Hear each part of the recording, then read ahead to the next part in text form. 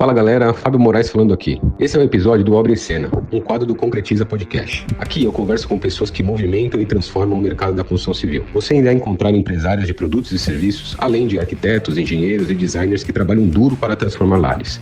Não esquece de ir ao Instagram do Concretiza Podcast e me deixar seu comentário sobre o que está achando desse projeto. Antes de iniciar, quero te falar um pouco melhor sobre a Decorafit, nossa patrocinadora desse podcast. A Decorafit é uma empresa que cuida do seu sonho de reformar seu AP. Com metodologia ágil e simples, desenvolvemos seu projeto 3D, te apresentamos o orçamento total da obra com tudo incluso, desde a argamassa até a decoração em tempo recorde. Depois disso, gerenciamos e executamos toda a sua obra. Você só fala com uma única empresa. E o melhor, tem previsibilidade de prazo e custo desde o início da sua jornada. Conheça mais sobre a Decorafit no Instagram, @decorafit_br e no site decorafit.com.br.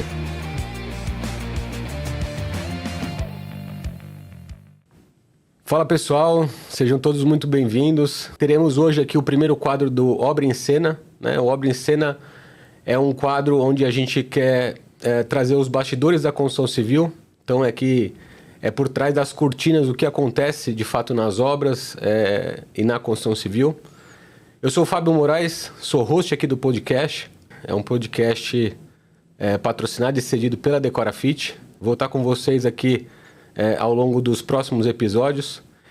E hoje a gente trouxe aqui o Eduardo, que tem a Ideia Mármores, né? É uma empresa que, enfim, acho que quase estratégica para a Decorafit, né? Está com a gente há muito tempo. Hoje tem grande parte do volume do que a gente tem em execução de pedras ornamentais, então bancadas, soleiras, enfim, tudo que diz respeito a pedras tem muito do volume com o Edu, né? Então, Edu, primeiramente, obrigado, né, pelo convite, por você estar vindo abrir esse quadro com a gente. E o Edu vai contar um pouquinho de como que ele faz, né, para conseguir organizar a operação de poder gerenciar e executar quase 180 obras com a gente aí na Decorafit. Ótimo. Fábio, obrigado pelo convite. Agradecer a parceria da Decor nesse tempo, acho que já são mais de 3 anos, né? Com certeza. E é uma parceria sólida que a gente conseguiu consolidar a base do suor também no início, né? Sim. E, enfim, agradecer mesmo e vamos cavar mais oportunidades aí. É isso aí. Edu, para começar, né, eu acho que a gente queria entender um pouquinho de como é que começou a tua jornada, né, empreendedora aí com a marmoraria. Você já era do ramo. Como que começou a tua história aí com a Ideia Mármore? Muito bem. Não, eu não era do ramo, né? Começou a minha jornada mesmo, começou em 99. 99. Eu Legal. tinha 19 para 20 anos e eu era do ramo de TI, né? Eu era tecnólogo em processamento de dados. Trabalhava na área, mas desde muito criança eu sempre fui do comércio. Então, eu acho que isso me deu essa vocação de ser empreendedor. Legal. Né? E aí, em 99, o meu pai, ele trabalhava nesse ramo com o meu tio. E aí, eles, por questões pessoais, eles fizeram a parceria, né? E o meu pai, assim que saiu, eu falei, vamos começar o nosso negócio. E daí a gente foi galgando o caminho, né? Foi árduo, como todo pequeno empresário sofre no começo, né? Sim. Mas... Isso foi que ano, Edu? 99. 99. Isso. Inclusive, você já deu um insight para uma próxima pergunta, que é: quais foram os seus desafios aí nos primeiros anos de negócio? Cara, muitos desafios, né? Sem contar a questão de caixa, né? Que é muito difícil. A falta de know-how no ramo, né? Então, assim, eu não tinha know-how nenhum. O meu pai tinha um pouco, mas para mim comércio é comércio. Então a gente foi lá, alugou um ponto, peguei ali umas pequenas amostras em alguns conhecidos e a gente começou assim. Fazia entrega num carro que eu tinha um Corsinha. Tá. Né? Então é esse Corsinha que fiquei ali 1-2 anos batendo ele mesmo. Legal. E a gente foi crescendo dessa forma. E por que marmoraria? Sinceramente, eu não tinha nenhum motivo específico para entrar nesse ramo, né? Como meu pai já tinha acabado de sair de uma parceria com o irmão dele desse ramo, eu peguei um gancho. Tá. Né? Eu falei, vamos pegar esse gancho, porque eu tive facilidade de comprar uma produção também que já existia. né? E ali eu vi uma oportunidade de negócio. Então foi por isso que eu entrei nesse ramo. Tá. E vocês se prepararam com um pouco de caixa? Como é que vocês se organizaram inicialmente para poder começar? Com a cara e com a coragem. Literalmente. Caramba, cara. Legal, legal. Bom, Edu, hoje basicamente você está com quantas, mais ou menos aí, a gente tem em média aí mais ou menos umas 150, 180 obras aí com a gente. Exato. Né? Você também, além da Decorafit, né? Conta um pouquinho do nicho que você está dedicado no mercado, né? Quais verticais que você atende? Hoje você atende o público final, você está mais dedicado para o mercado B2B, né? O mercado mais corporativo. Conta um pouquinho como é que está a estrutura hoje. Muito bem colocado. Por conta de uma demanda de um cliente nosso, alguns anos atrás, há 4 anos atrás, 4 para 5 anos, a gente atendia um cliente que foi um dos precursores, né, da questão de implantação de estúdios, de imóveis, da personalização de projetos residenciais, né? Uhum. E tinha uma demanda muito grande. Tá. Aí a gente focou muito nesse cliente porque ele demandou muito da gente, né? E com o passar do tempo, essa empresa, ela mudou o produto, ela saiu desse ramo, ela focou só na venda de imóveis, né? E com a pulverização do time deles, uhum, né, a gente teve aí um apoio imenso dessa galera que foi para o mercado de trabalho. E cada um foi para uma empresa. E aí eles começaram a me trazer junto, né, porque a gente já tinha uma relação de confiança, né, baseado em pontualidade, honestidade, qualidade também. E aí a gente começou a expandir. Público corporativo hoje é o nosso foco. Tá, B2B. Exatamente. O cliente final, o consumidor final, hoje há alguns anos, já há uns 2 anos pelo menos, a gente trabalha só por indicação. Legal. Tá? Porque é o cliente que já veio de outro cliente, que já vem de outro. E a gente não pode falar não para esses clientes, porque é uma corrente que a gente valoriza muito, sabe? Sim. Então, para a gente é muito importante isso. Mas a gente focou realmente no B2B, porque o projeto já vem pronto para a gente e a gente busca executar da forma como o cliente quer. Né? Legal. A gente tem uma satisfação maior em fazer dessa forma. A gente consegue atingir um resultado que alguém já pensou em como seria e a gente consegue executar. Legal. Para mim é muito satisfatório isso. Legal, legal. Aqui acho que tem um insight bastante interessante, gente, que é o seguinte, né? Isso aconteceu até um pouco com a Decorafit também, né? Sim. Lá atrás, a gente reformou casas, escritórios, pontos comerciais e apartamentos, né? E a gente viu que ao longo do tempo, Edu, a gente poder se dedicar num nicho exclusivo, né? Você ganha velocidade, produtividade, você aumenta teu lucro, você melhora a eficiência operacional. Então, é muito importante, né, a gente poder identificar qual nicho de mercado é o nicho que a gente mais está apto para poder trabalhar e atuar, né? Eu vejo que tem muitas pequenas empresas, principalmente, que querem abraçar tudo, né? E qualquer coisa que apareça, né? E tem uma dificuldade danada de falar não para as oportunidades, porque tem muita, né? Quando você começa a empreender, começa a aparecer oportunidade para tudo quanto é lado. Exatamente. Né? Então, nichar eu acho que é a coisa mais difícil e mais importante que você tem no começo do negócio, justamente para você poder criar essa atração, né? Que a gente está tanto comentando. Legal.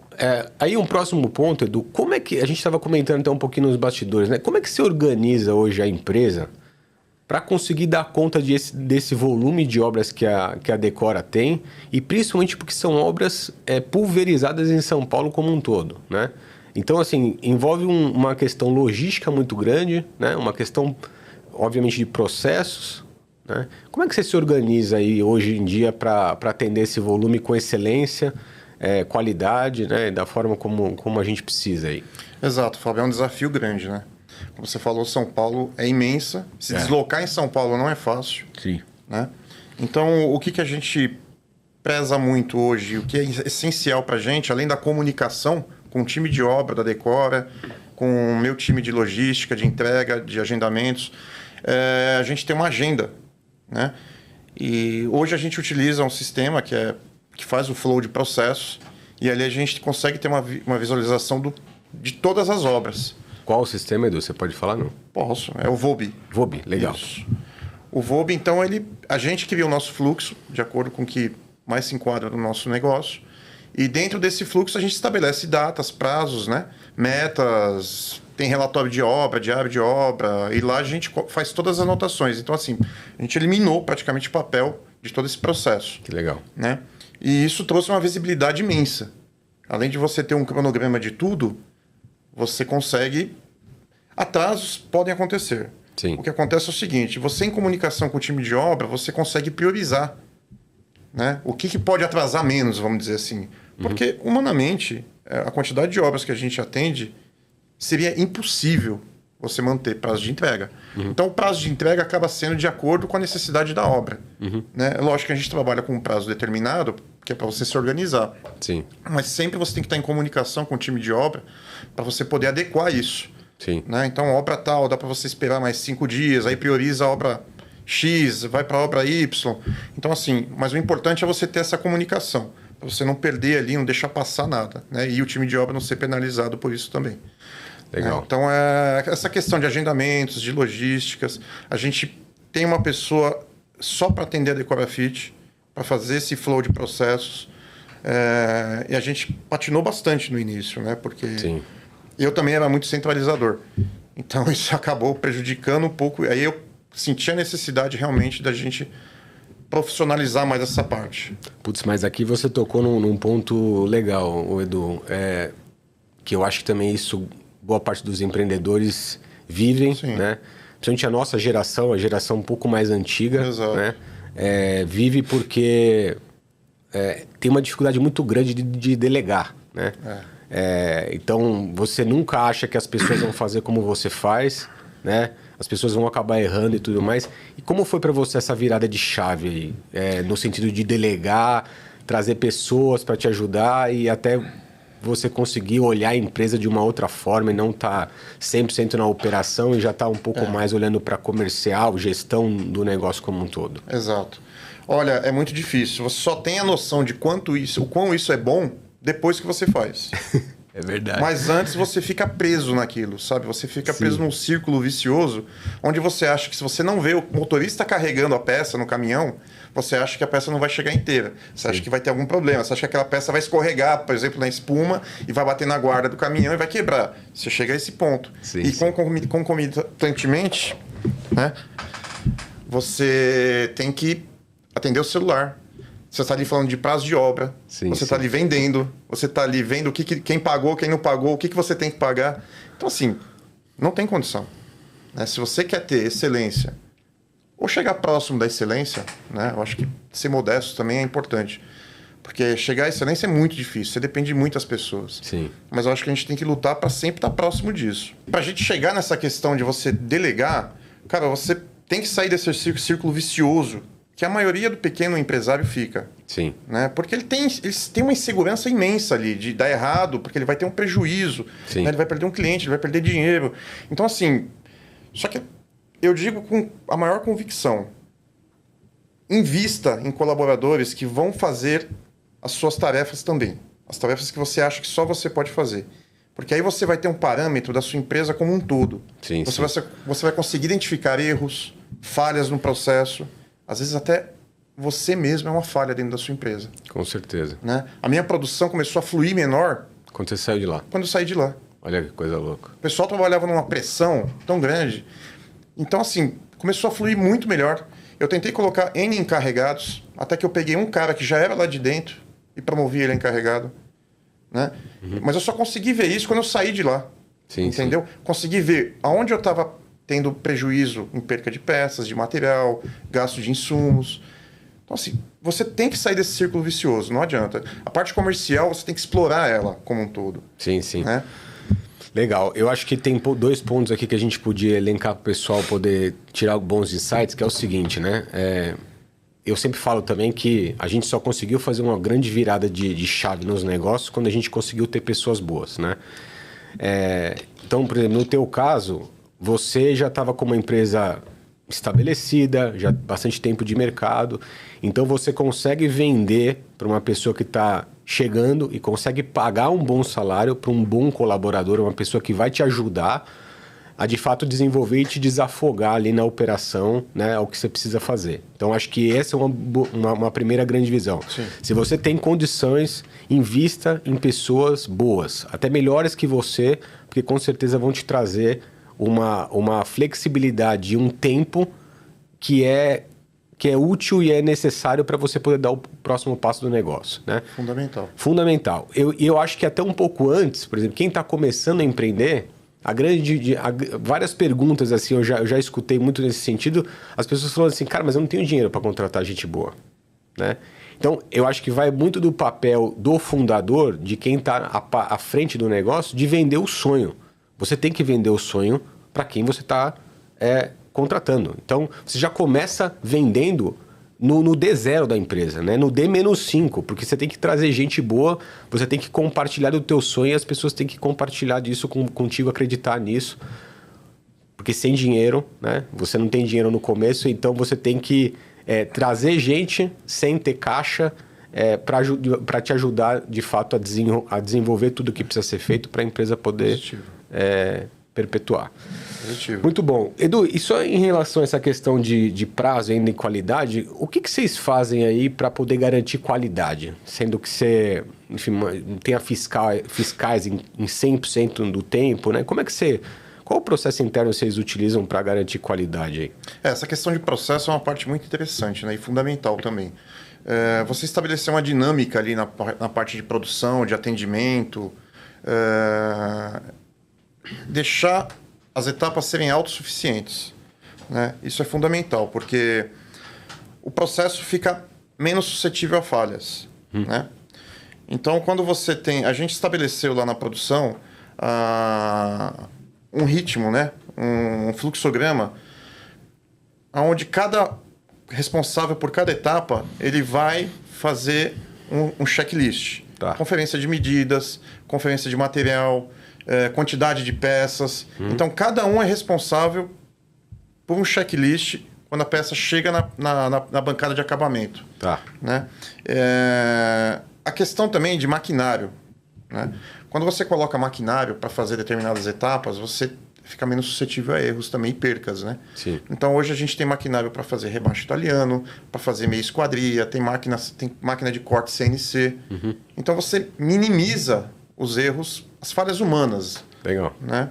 E na ponta final, na produção de uma peça, quando ela fica pronto, ela vai para frente da produção, onde vai sair a entrega. Ali tem uma pessoa responsável só para conferir, também novamente, fazer o checklist, questão de acabamento, limpeza de peça, quantidade, Legal. embalagem e posteriormente para entrega. Aí o motorista também tem que fazer uma conferência na hora de carregar. Tá. Né? Legal. Acho que esse é um grande primeiro marco que você vence aí, que pelo menos nessa etapa, até o carregamento, vamos dizer assim, está dentro de casa. Né? Então você consegue olhar isso ali e tal. Como é que você faz e o que você utiliza de tecnologia hoje para garantir a qualidade depois de instalado? Porque você tem lá, né, a bancada, e você tem um frontão, você tem saia, algumas vezes deve sair pronta, algumas vezes talvez não. Sim. Como é que você garante a qualidade da peça montada final? Sim, aí a gente chega na parte do instalador, Tá. né, que ele é fundamental para o produto final. Sim. É instalado lá na obra, bonitinho. Questão de limpeza, questão de acabamento. Né? Então, o instalador ele tem um papel também fundamental no encerramento dessa cadeia. Sim, sim. Né? Tanto de deixar o produto finalizado, nas condições que ele tem que ficar, como de dar sequência a uma eventual garantia. Falta de peça que quebrou na obra, que pode acontecer, né? Peça de medida errada. Então, ele é o responsável ali para poder passar essas informações e a gente correr para poder normalizar, para poder deixar o produto plenamente completo, acabado. Tem alguma tecnologia, alguma plataforma que você usa para conferência final e você registrar isso? Como é que você registra esse serviço finalizado? A plataforma do VUB, que a gente já utiliza, ela permite, ela dá essa ferramenta que é o diário de obra. Tá. Né? Então lá a gente vai anexar as fotos da obra pronta, instalada, se houve alguma intercorrência. Então lá vai ser... Todos os registros da obra vão estar lá, inclusive as fotos de finalização. Lá vai ter foto de medição, os desenhos executivos, as aprovações. Tudo na plataforma. Tudo na plataforma. Legal. Então é uma tem uma versatilidade imensa dentro da plataforma. Legal. E a gente personaliza isso. Ah, legal. Né? Então, virou um diário que assim qualquer um pode acessar. E aí a gente disponibiliza pro responsável de obra o acesso a essa plataforma. E lá ele também tem acesso a todas as informações. Show. E ele pode interagir também. Legal, Edu. Bom, falando um pouquinho de futuro, né? Como é que você olha aí para os próximos, pelo menos 3 anos da companhia aí, Edu? Como é que você está se organizando para crescer? O que você busca aí em termos de crescimento? É expansão fabril? É processo? É tecnologia? Como é que você tem olhado o negócio aí para os próximos 3, 5 anos aí? Olha, Fabio, eu acho que depois que você descobre o caminho do processo, do processo interno, não tem mais volta. Você começa a almejar novos objetivos. E isso é muito importante. Uhum. Eu falo para todo mundo que eu tenho a oportunidade de falar. Institua processos dentro da empresa. A gente conheceu essa área há pouco tempo. Né? Vamos colocar aí 1 ano que a gente começou a cavar bem isso. Legal. E o resultado é surpreendente. Né? A questão de produção, eu acho que a gente tem que rumar um pouco para a questão de maquinário. Né? As máquinas hoje, elas não vão substituir a mão de obra. Mão de obra é uma coisa escassa no país inteiro. Sim, todos os setores, né? Mão de obra não só qualificada, mas disposta a trabalhar também. Com certeza. Né? Então a gente tem um problema muito grande. Então o colaborador que a gente já tem lá dentro, a gente tem que procurar investir nele. Né? E trazer novos colaboradores que a gente consiga também treiná-los, né? Qualificar eles para continuar com a gente. É uma coisa que você tem uma horta. Você vai ter que começar a plantar para você poder colher lá na frente. Sim. Não tem mais... vou contratar um acabador de produção, pronto. Não tem, você não acha. Entendeu? Mas o que você pensa em termos, assim, olhando para crescimento, né? Você pensa em expandir fábrica, você imagina um crescimento geográfico, por exemplo, sair de São Paulo. O que você tem pensado aí em termos de crescimento para a companhia? Aí? Fábio, a gente já atende outros estados também. Tá. Né? Nós temos alguns clientes que têm uma demanda fora de São Paulo. Tá. Brasília, Rio. Legal. Né? Minas. Então, a gente já se desloca em algumas oportunidades para outros estados. Legal. Sair do foco de São Paulo, do estado como um todo, não é o objetivo por enquanto. Tá, pelo menos nesse horizonte aí. Não. Tá. Agora, investir em produção, com certeza. Parque Fabril. Parque Fabril, com certeza, é um objetivo. Tá. Hoje a gente tem uma sede própria na produção. Sim. Então, não é a curto prazo. Né? A médio prazo, a gente procura ter... Está pensando em ter um lugar maior, né? Um galpão fabril de pelo menos uns 1.500 metros quadrados. Hoje a estrutura que vocês têm, qual o tamanho? Hoje são 450 metros. Legal. Isso. Tá. Né? E colocar mais maquinário. Tá. Né? Maquinário é uma prioridade. Legal. Porque isso agiliza processo. Se você agiliza processo de produção por meio de maquinário, você não precisa aumentar consideravelmente a sua mão de obra. Sim, com certeza. Né? Com certeza. Então, isso facilita apesar de ser um trabalho que mistura muito, né? Máquina e mão de obra, né? Mas acho que quanto mais automatizado puder ser o processo, com certeza vai te ajudar bastante. Exato. Né? E qualidade final, né? Sim. Só puxando um gancho importante que você falou de processo, né? 1 ano atrás que vocês praticamente fizeram uma virada de página no negócio. O que foi o principal gatilho, Edu, para você falar assim, cara, eu preciso mudar? Não é puxando sardinha não, mas atender a Decora, a demanda da Decora e o exemplo de processo dentro da Decora também trouxe pra gente essa imagem, esse exemplo a ser seguido. Pô, que legal. Né? Então, assim, a gente tem um relacionamento com pessoas imenso dentro da Decora. Sim. Né? O time é muito grande. Sim, sim. Então, a necessidade de atender todos, né, com o mínimo de falhas possível, trouxe essa necessidade. Mas, assim, a gente aprendeu realmente com a Decora. Né? Viu essa necessidade com vocês. Que bom, cara. Então, assim, foi muito legal. A gente até comentou antes a questão de você ter um cliente, você tomar como exemplo como ele trabalha. Né? Eu acho que você tem que aproveitar tudo isso. Legal. Você não precisa necessariamente criar novas coisas, novos processos. Assim, ninguém precisa inventar a roda, às vezes você tem que copiar algo bom. Sim, com certeza. Né? Então, é isso. Sou grato também a vocês por ter trazido essa imagem pra gente. Pô, muito bom, Edu. Muito bom. Com certeza a gente fica muito feliz, cara, porque eu acho que é uma mão ajudando a outra, né? Ah, sim, com certeza. Com certeza, sem toda essa essa equipe aí e a base de serviço que a gente tem, com certeza a gente não estaria conseguindo fazer o que a gente faz. Então, acho que é uma troca muito legal. Cara, e aí falando um pouco do setor, né? A gente caminhando para o fim aqui, você olhando o setor de pedras, né? A área de pedras e, enfim, como é que você vê a transformação aos próximos anos desse negócio dentro de reformas? Assim, você acha que tem algo para melhorar, ainda algo que vai transformar a forma como a gente faz hoje? Você acha que os processos tendem a ser... A gente falou muito de maquinário aqui, mas tende talvez o conjunto completo já sair montado de fábrica. Como é que você vê essa tendência de crescimento do setor aí? Olha, essa questão de você otimizar a parte de processo, de você minimizar o trabalho em obra, em loco, né, ela é muito interessante. Eu tenho alguns rabiscos, né, onde a gente pensa em, é o que você falou, mandar a peça pronta já, para só fazer a colagem. Não é nem ajuste.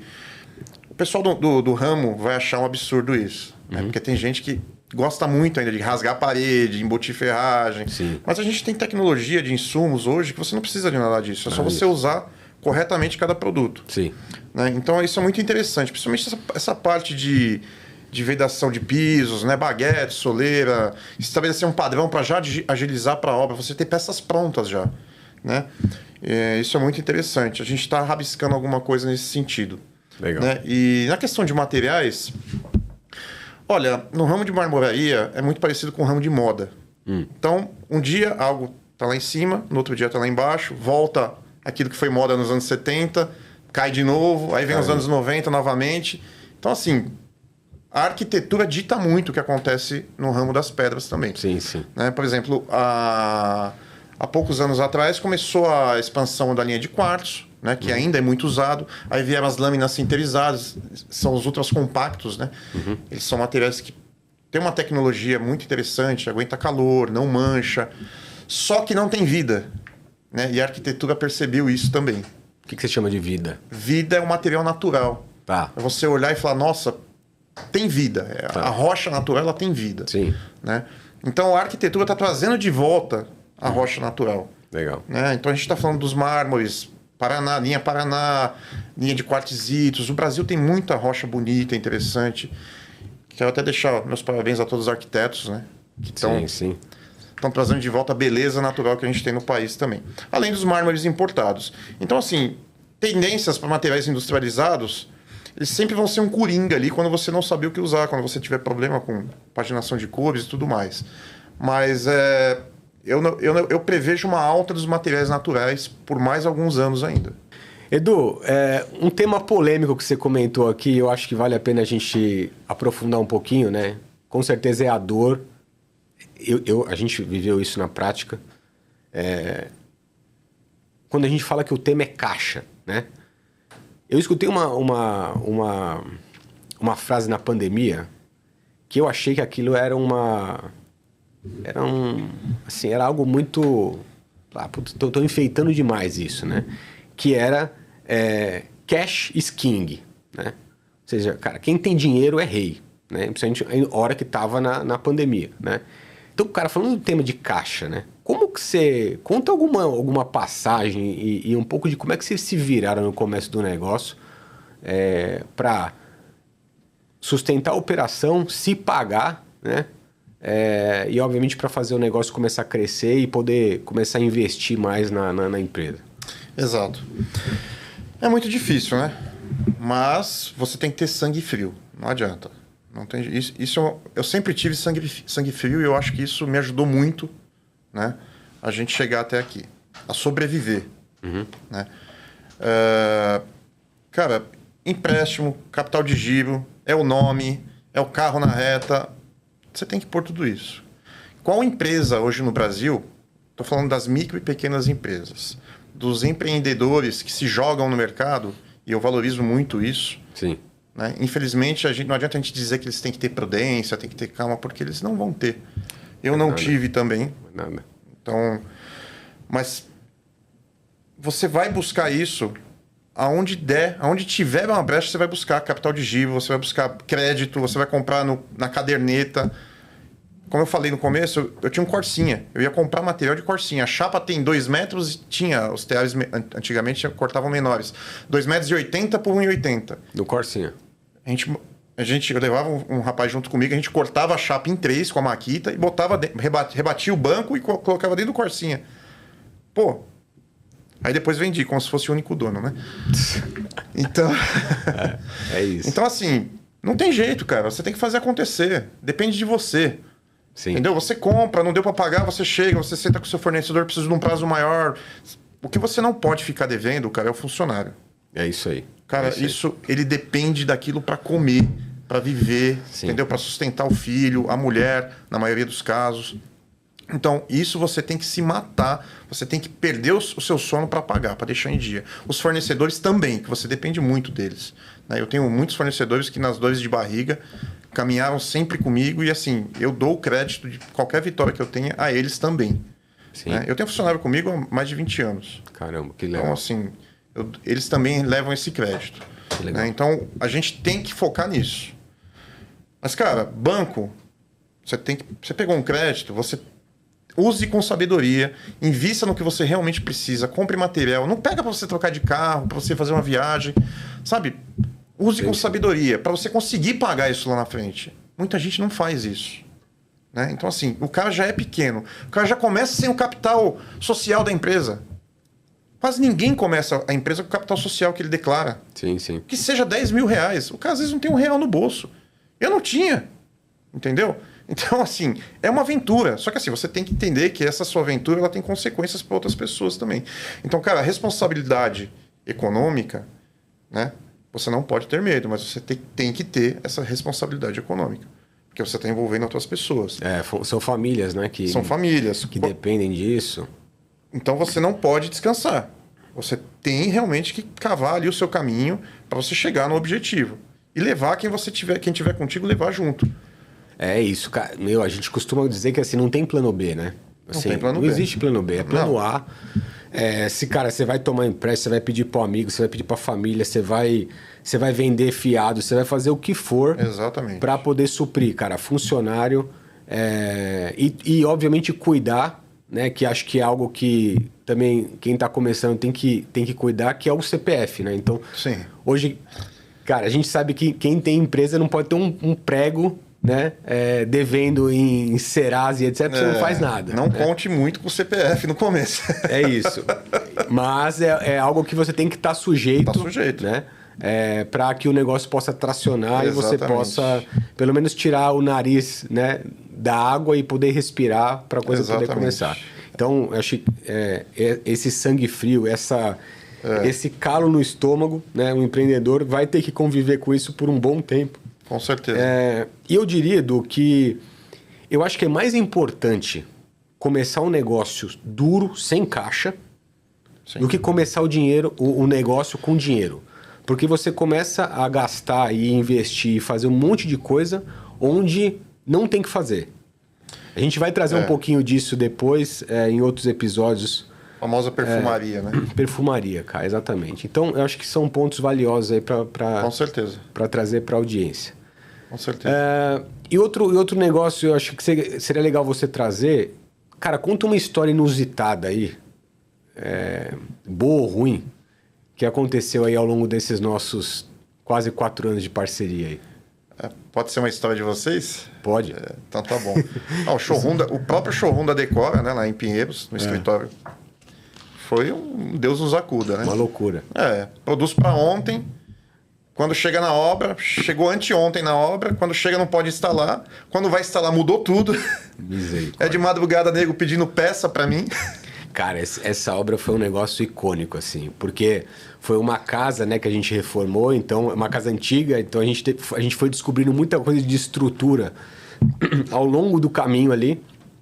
Então a gente tinha feito um projeto, e aí quando a gente foi tirar algumas paredes e a gente viu que tinha prumada no meio e teve que remodelar o projeto inteiro. E, obviamente, a gente já tinha soltado parte da produção, mas, cara, tinha gente trabalhando lá 1h da manhã, 2h da manhã, pessoal pedindo pizza. É isso mesmo. Cara, foi uma loucura para conseguir inaugurar na data que a gente tinha. Teve um dia que teve tanta pizza lá que eu até me arrependi de não ter ido. É mesmo, né? De madrugada.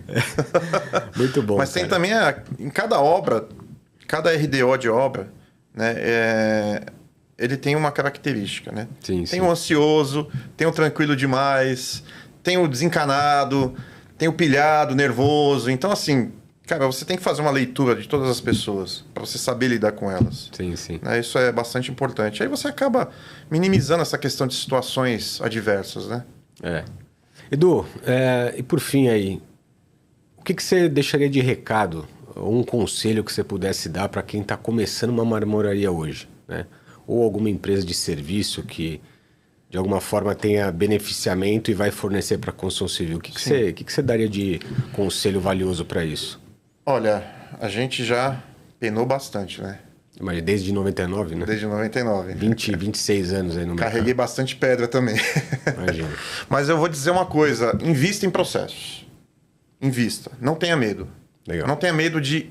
Você não vai gastar dinheiro, você vai investir. Não tenha medo, não espere você ter caixa para você chamar um colaborador bom. Chama ele, faz um acordo com ele, pede ali alguns meses de estabilidade, mas chama, você não vai se arrepender. Legal. Porque você tem que ter gente melhor que você trabalhando contigo. Não adianta você querer achar que você sabe tudo, que você vai dominar Sim. a de ponta a ponta, que você não vai, cara. E se você olhar por aí, tem gente muito melhor que nós mesmos. Então, vale a pena. Não é gasto, é investimento. É investimento. Show. Eu falo com toda a convicção. Não tenha medo. Muito bom, Edu. E como é que o pessoal te encontra? Né? Nas redes sociais aí, enfim, deixar o site, o telefone, mas obviamente site, Instagram, como é que o pessoal te acha? Sim, aí? pelo Instagram é o @ideiamármores, Legal. ideia sem o i. Tá. E o nosso site é ideiamármores.com.br. Show de bola. Pessoal, finalizando aqui esse bloco do Obra em Cena, com essa grande figura aqui, o Edu, que é um baita de um parceiro. Edu, obrigado. Obrigado, Fabio. Eu que agradeço. Pelo seu tempo, a tua disponibilidade de vir aqui, contar um pouco, né, e trazer insights valiosos aí para quem é do ramo de marmoraria, né?